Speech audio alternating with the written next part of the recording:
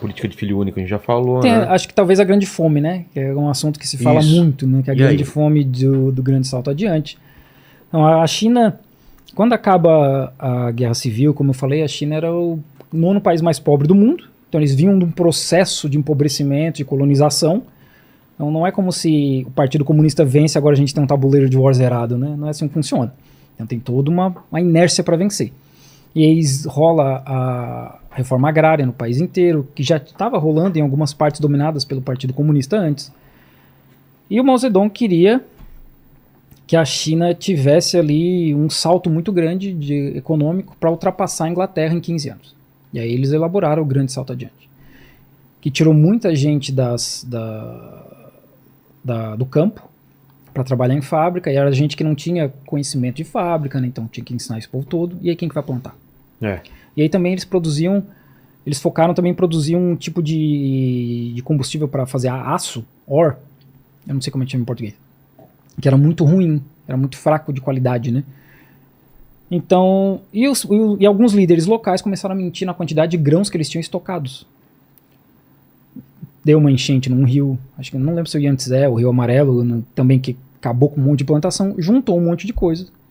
E nesse processo aí tem gente que vai falar que morreu entre 15 milhões, e aí tem gente que fala que morreu até 45 milhões de pessoas.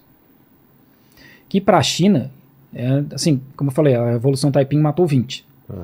Mas é muita gente. Morreu muita gente durante o grande salto adiante. Isso morreu mesmo, né? A própria China reconhece isso. Existe o debate, quantidade de pessoas que morreram, porque não tinha uma estatística tão precisa para aquela época. E se isso foi proposital ou não, mas que isso não para mim isso não pode ser uma discussão ser proposital, porque o Mao Zedong, por exemplo, investiu pesado em saúde pública. Ele transformou a saúde universal para todo mundo. Quando ele morre em 76, a expectativa de vida que era de 35 anos já era de 67.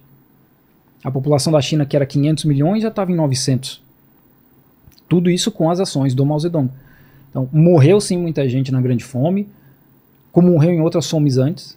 Em 1943 teve a Grande Fome de Henan, que são duas províncias diferentes, eu sempre confundo. 3 milhões de pessoas morreram. Mas aí tem essa ideia de que o Mao foi um genocida, porque ele fez isso de propósito para matar os chineses, que isso não é. Né?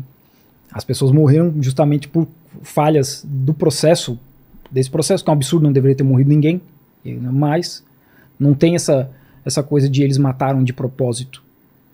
A ideia era eliminar pessoas, senão eles não teriam investido em saúde pública, né? Deixavam morrer de varíola, malária, sei lá, qualquer coisa, diarreia, né? E nessa época também teve aquela questão dos pardais, de matar pardal, né? Por quê? Porque como era muito pobre, não tinha saneamento básico, tinha muito rato, muita pulga, muito mosquito, mosca, pardal, e eles achavam que o pardal também estava nesse grupo, porque o pardal come semente de plantação. Entendi. E aí tem foto, vídeo do pessoal caçando pardal, porque eles pegavam isso e ganhavam depois um trocadinho, né? Trocavam por um trocadinho. E por conta da fome, os chineses me falam que até 20, 25 anos atrás não ouvia passarinho cantando na rua. Matavam pra comer. Matavam pra comer. Caramba. Hoje vê. Hoje ouve, né? A gente ouve passarinhos. Né? Então a China passou por muito disso aí. E embargos dos Estados Unidos também. Teve um processo muito complicado nos últimos 74 anos. A China fez 74 anos agora domingo. República Popular da China, né? A China como cultura já é um troço mais... Até a gente pode falar da questão que se usa muito aqui, que é o grande líder, né? A gente vê isso muito, o grande líder Xi Jinping. Pro chinês, eles viviam sob imperadores por 3.000 anos. Então, para eles, isso já é uma parada aceitável e normal, né? Então, o Partido Comunista meio que é uma continuação disso. E eu ouço isso de membros do Partido Comunista. Né? Eles me falando isso. Que eles veem o líder dessa forma. Um cara que vai liderar a gente. Não essa parte negativa como a gente vê aqui. Porque aqui no Brasil a gente tem essa questão de uma pessoa, um voto, e a gente tem alternância de poder, etc. E lá para eles não veem dessa forma. Assim como não vem no Japão. O Japão é o mesmo partido que governa desde a Segunda Guerra Mundial. Você já ouviu falar que o Japão é uma ditadura? Não. Acho que em 94 teve uma eleição que um outro partido assumiu, mas tirando isso, é o mesmo partido. Inclusive por fascistas que os Estados Unidos salvou da China, uma operação ali para tirar de Qingdao, que é onde eles estavam. O avô do Shinzo Abe era um criminoso de guerra que chama de AAA, né? AAA. Sei. Porque o que os japoneses fizeram na China, cara, foi pior do que que os nazistas fizeram com os judeus. Tem chama Unidade 731, os experimentos em humanos que eles fizeram lá Caramba. foram muito piores. Morreu mais de 20 milhões de pessoas na China durante a Segunda Guerra. Os Estados Unidos vai, salva esses caras tudo e leva pro Japão pra controlar o Japão, pra gerenciar o Japão. É o avô do Shinzo Abe. Então, muito do que a gente vê até hoje, uma extrema-direita no Japão, que inclusive é contra os Estados Unidos, porque os Estados Unidos reescreveram a Constituição japonesa, vem disso aí. Vai morder eles em algum momento, que é o que acontece. Né? Eles vão treino, fazem alguma coisa e mordem eles de volta. Que nem o Osama Bin Laden e o Saddam Hussein. Que até hoje tem gente que fala que a Coreia do Sul é uma colônia. Porque vai lá em Seul, tem soldados dos Estados Unidos patrulhando as ruas. Até hoje. E aí, até o nome das coisas lá é diferente, né? Quando a Guerra da Coreia, que chama Guerra da Coreia, lá chama de Guerra de Resistência contra a Invasão dos Estados Unidos. E a Guerra do Vietnã é um nome semelhante também. É? É. Sabia, por exemplo, que o Laos é o país mais bombardeado da história? Não. Que tem o Laos, o Vietnã e o Camboja. E aí tinha a trilha Ho Chi Minh, que é a trilha que os vietnamitas usavam para transportar coisa, gente, etc., né? Subterrâneo. E essa trilha se estendia, às vezes, até o Laos ali e até o Camboja. Os Estados Unidos fizeram o quê? Vão bombardear todo mundo. E aí o Laos é o país mais bombardeado da história, sendo que um laosiano nunca fez nada contra os Estados Unidos. Né? Simplesmente terraplanaram o país dos caras. Até hoje tem bomba matando gente lá. A China construiu uma linha de trem-bala que vai da província de Yunnan até Vientiane, que é a capital do Laos.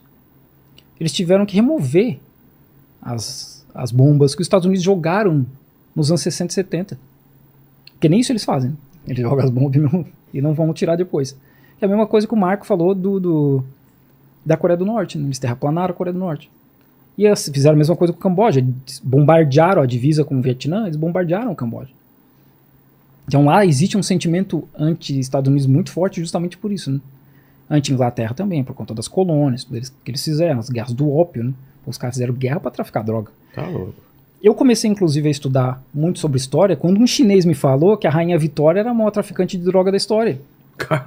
A bisavó da Elizabeth, acho que é bisavó, a avó da Elizabeth. Os caras são ricos desse jeito por conta disso.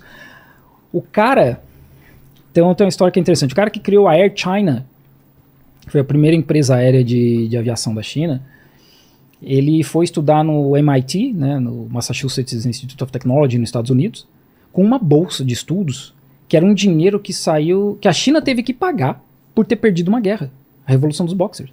A China perdeu, teve que pagar uma grana para os Estados Unidos.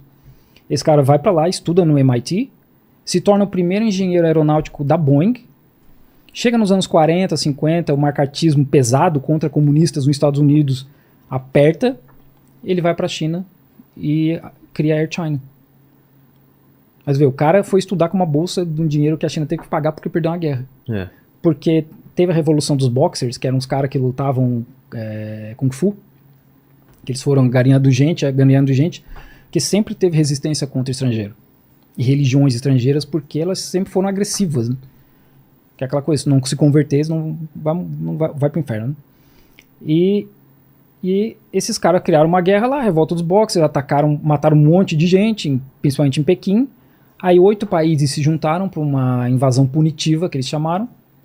Inglaterra, França, Itália, Império Austro-Húngaro e por aí vai, né?